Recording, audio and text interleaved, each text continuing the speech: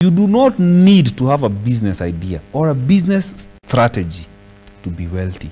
You just need to be in a position of influence, either in government or in an organization.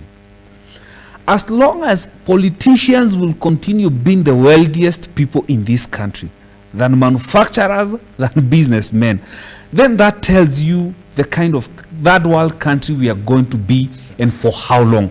We can project, by the way, when we are going to stop being a second world country, a third world country. It is the day we will see corruption declining in this country. And when will that be? If we want to help this country, let's agree that we cannot now bend these old guys. We cannot teach old dog new tricks. These guys are corrupt to the core.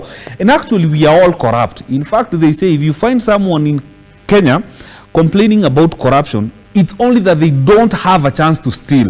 If you get a chance to steal, you're good.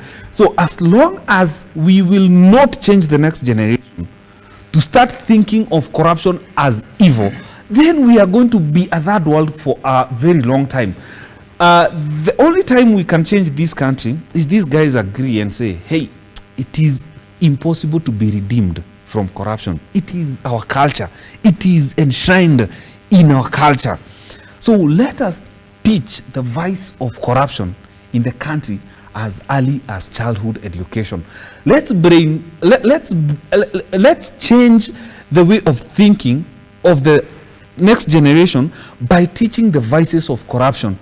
But as long as they will grow in a country where they see politicians are the most wealthiest people, these children will always aspire to be politicians to be wealthy. Now, question is, you've talked about sort of the judiciary having some sort of loopholes that do need to be solved. Before I go back to Wakili, are these just technicalities within the judiciary, or do you really term them as political interference? Because the